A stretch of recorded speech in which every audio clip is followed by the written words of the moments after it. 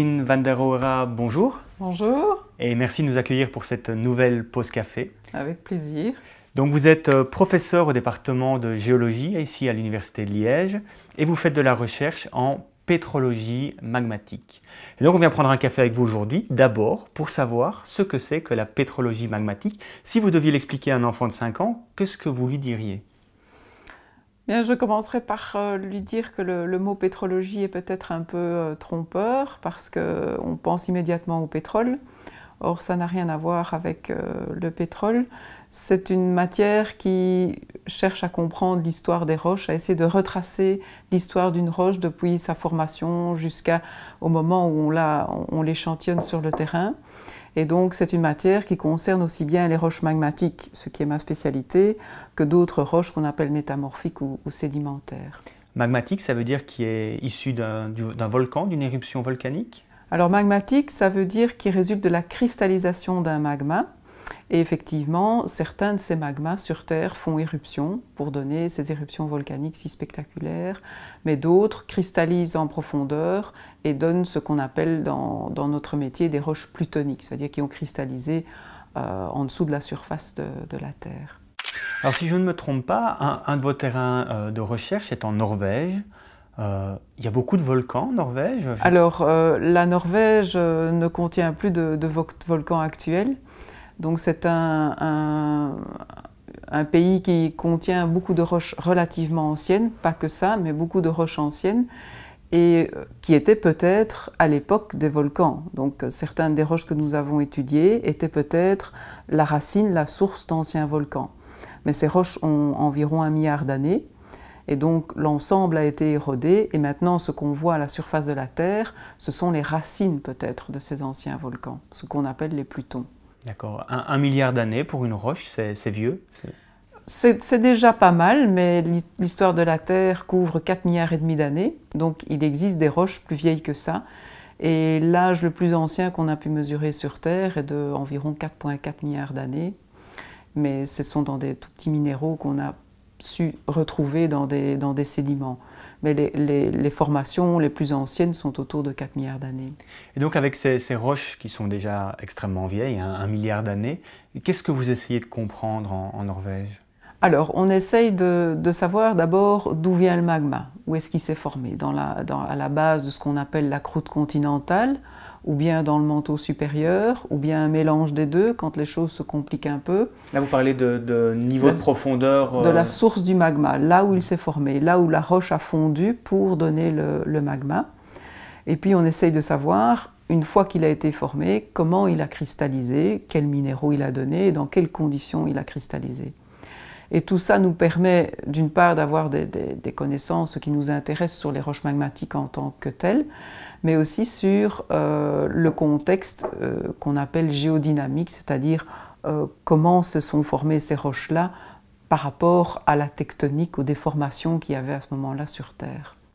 Et comment on étudie ça? Parce que ça date d'il y a tellement longtemps. C'est d'un point de vue chimique, d'un point de vue de l'aspect physique de la roche, qu'est-ce qui vous donne des indices? Alors, nous, on est spécialisés dans la partie plutôt géochimie. Donc, on analyse aussi bien la composition de la roche totale que celle des minéraux qui sont présents dans la roche et aussi ce qu'on appelle les inclusions liquides.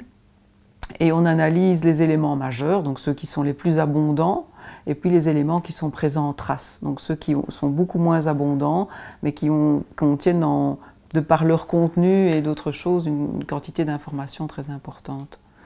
Et donc on s'oriente dans cette direction-là, mais on étudie aussi les textures très fines, et ici au laboratoire, il y a un membre du laboratoire qui est spécialisé dans cette technique-là, donc une technique qui permet de détecter l'orientation que peuvent avoir les minéraux au sein d'une roche. Orientation dans un plan ou le long d'une ligne, et cette orientation a été donnée par des déformations qui étaient présentes au moment où la roche ou le magma a cristallisé, ou en fin de cristallisation. De voir l'orientation de la roche vous permet de comprendre dans quel contexte elle a pu être créée. Oui, en quelque sorte, oui. Ben, ces recherches vous font pas mal voyager, puisqu'à côté de la Norvège, quand vous n'allez pas en Norvège, vous allez au Chili.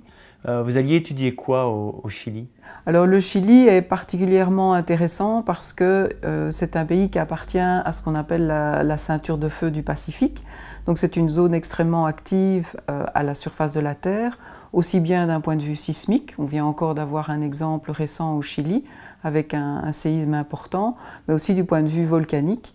Le Chili et en particulier la zone volcanique sud, là où nous travaillons, est extrêmement active et avec des éruptions à peu près chaque année de l'un ou l'autre volcan de cette zone-là.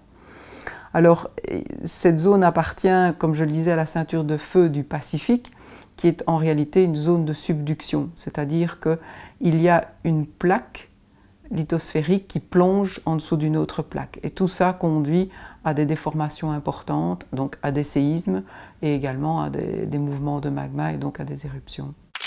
Mais donc vous y étudiez quoi concrètement? Qu'est-ce qui vous intéresse dans ces éruptions? Alors, une éruption volcanique peut être étudiée vraiment de différents angles. Et il y a beaucoup de spécialités différentes quand on s'attache à la volcanologie.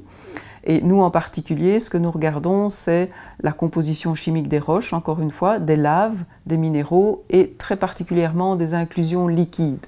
Les inclusions liquides, ce sont des toutes petites gouttes de magma qui ont été piégées dans les minéraux au moment de leur formation. Et donc on a par ces gouttes de liquide des témoins de la composition du magma dans lequel a cristallisé le minéral en question. Il y a quelque chose d'assez exceptionnel, j'imagine, à étudier une éruption volcanique. Mais le volcanisme est effectivement fascinant parce que c'est un des seuls phénomènes géologiques que l'on peut voir se dérouler actuellement. La plupart des études et des recherches que nous faisons étudient des phénomènes qui sont passés et donc nous devons utiliser les traces qui nous restent pour reconstruire tout un phénomène. On travaille un petit peu comme des archéologues d'une certaine façon, mais des archéologues tournés vers les pierres. Tandis que quand on a une éruption volcanique qui se déroule, eh bien on a accès à toute une série d'informations. En particulier maintenant au Chili, eh bien on connaît la vitesse de subduction, on connaît l'angle de la subduction, on connaît aussi la température de la plaque qui subducte. On a la durée de l'éruption quand elle vient de se produire, on peut voir la manière dont s'écoulent les produits éruptifs, etc. Donc il y a vraiment une foule d'informations auxquelles on a accès et qui nous permettent de mieux contraindre les processus et d'aller un peu plus loin dans la réflexion. Comme vous venez de le laisser entendre, en fait, un des volcans sur lesquels vous travaillez est entré en éruption récemment. Est-ce que du coup, il y a quelque chose de dangereux dans vos recherches? Est-ce que il y a une prise de risque à étudier comme ça des volcans qui sont toujours en activité? Ou est-ce qu'aujourd'hui, en somme, où en est la connaissance sur les volcans aujourd'hui? Alors il y a eu les éruptions volcaniques se prédisent certainement mieux maintenant qu'il y a une vingtaine ou une trentaine d'années. Et il y a eu des jalons importants dans cette histoire-là, notamment l'éruption du mont Sainte-Hélène aux États-Unis en 1980. C'est une éruption qui a été très importante en violence et en produits éruptifs, mais qui s'est déroulée dans un pays, les États-Unis, qui avait à disposition autour du volcan une foule de sismomètres et d'appareils qui ont permis d'analyser en détail les prémices de l'éruption, le moment, la durée de l'éruption, tout ce qui se passait au moment de l'éruption. Et donc ils ont là montré des choses importantes. Et puis il y a eu d'autres éruptions, le mont Pinatubo aux Philippines en 91 qui a aussi été très bien suivi. Et ça permet d'anticiper certains phénomènes. Et donc les volcans actuels qui sont dangereux sont équipés notamment de sismomètres parce que on sait justement que quand le magma commence à se déplacer avec un peu plus de fréquence, eh bien, il y a des microséismes. Et ces microséismes ont des amplitudes bien connues. Et donc, en analysant ces microséismes, on peut prédire plus ou moins l'imminence d'une éruption. Et beaucoup de volcans actuels sont équipés de ces sismomètres, en particulier ceux, comme je le disais, qui sont dangereux ou situés à proximité de villes et qui menacent des populations. En préparant cette rencontre, vous m'avez dit aussi que le volcan gonfle avant, Oui. avant une éruption. Tout à fait. Alors donc je parlais donc des sismomètres, mais il y a aussi des instruments qui permettent de mesurer la pente du volcan, parce que là aussi, et c'est très fin évidemment, il n'y a pas de choses que l'on peut voir à l'œil nu bien sûr, mais le volcan a subi des déformations que l'on peut également mesurer. Il y a aussi des mesures des émanations de gaz, parce que les gaz émis par le volcan vont commencer à changer de composition quand une éruption se prépare, parce que les magmas commencent à se déplacer, à se mélanger, et donc on observe des variations de composition de ces gaz volcaniques. Donc pas de danger. Alors normalement, les volcans qui sont bien suivis, qui sont équipés de façon correcte, généralement préviennent, entre guillemets, quand ils vont faire éruption, mais ce n'est pas toujours le cas. Et donc justement récemment, l'année dernière, au mois d'avril, le volcan Calbuco du Chili, sur lequel nous travaillons, a fait éruption absolument sans prévenir, parce que 1 heure avant l'éruption, on a commencé, le service géologique chilien a commencé à observer une augmentation de la sismicité. Mais il faut savoir que quand ils commencent à observer cette augmentation de sismicité, ils attendent avant de monter le niveau d'alerte par palier. Et là, 1 heure après le début de la sismicité, il y avait une éruption et une colonne de 15 km au-dessus du volcan. Donc effectivement, si à ce moment-là on avait été dessus, on aurait été probablement en danger, oui. Comme je l'ai dit, vous voyagez beaucoup avec ces recherches. La Norvège, le Chili et même Mercure. J'ai cru comprendre que vous étudiez des roches sur Mercure, mais là, il faut que vous m'expliquiez.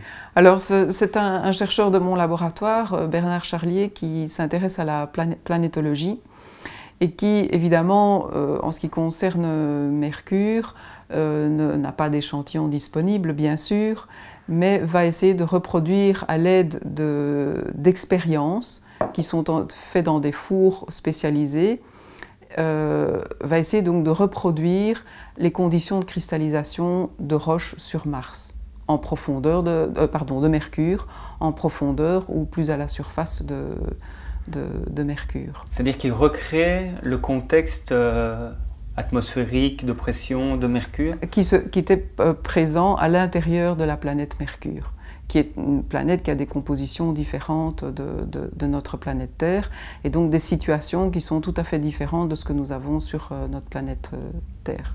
C'est assez fou quand on y pense. Oui, bien sûr, mais c'est la planétologie. Il s'est également intéressé à la planète Mars et à la Lune également. Donc ça, c'est tout un volet, la planétologie, qui est développé par ce chercheur et qui est en train de monter un laboratoire qui est donc vraiment en cours d'installation et qui sera unique en Belgique pour reproduire ces conditions-là. Alors on a parlé des roches très très anciennes en Norvège, on a parlé des éruptions volcaniques au Chili, on a parlé de simulations de roches sur Mercure. Derrière toutes ces recherches qui finalement sont assez différentes, c'est quoi les enjeux globaux? Qu'est-ce qui se joue derrière vos recherches? Est-ce que c'est purement fondamental ou est-ce qu'il y a un côté appliqué à ces recherches? Alors, nos recherches sont fondamentales, mais peuvent avoir des implications appliquées. Notamment, il y a des gisements qui sont associés aux roches magmatiques.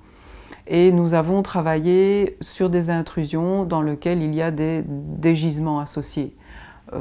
En particulier intrusion, c'est-à-dire intrusion, une roche magmatique qui s'est mise en place à une certaine profondeur et qui a cristallisé en profondeur. Donc c'est un peu le contraire d'une éruption volcanique. Et on a en particulier aidé à l'exploitation d'un gisement de titane, également en Norvège, mais il y a d'autres gisements, notamment de phosphore et de titane, associés à certains types d'intrusions, sur lequel nous avons également travaillé. Donc nous avons des implications sur des gisements associés à des roches magmatiques, potentiellement. Pour finir, Jacqueline van der Roera, j'aimerais savoir comment vous en êtes arrivée à devenir une experte des volcans, parce qu'en Belgique, on n'en a pas beaucoup des volcans, je ne pense pas que vous ayez grandi au pied d'un volcan.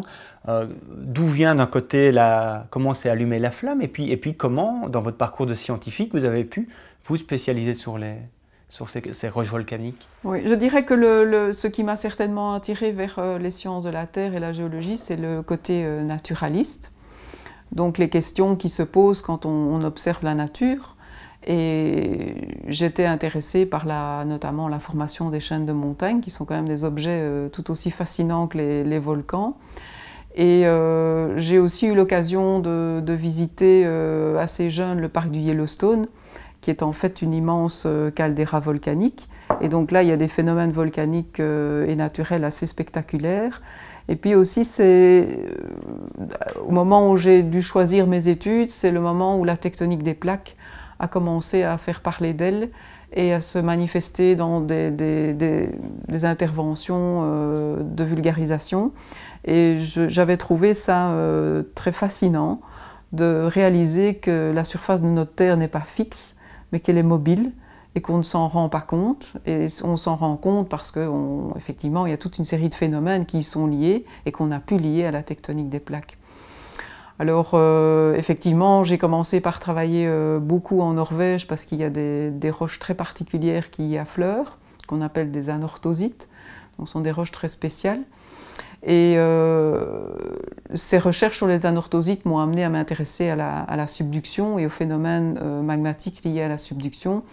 Et donc de là, j'en suis arrivée au Chili, puisque c'est une zone de subduction active actuellement, et donc à tous ces volcans qui jalonnent cette partie-là du Chili. Jacqueline van der Hoora, merci. De rien, c'était un plaisir. Et puis merci pour pas le café, mais le thé. Oui, effectivement, c'était du thé.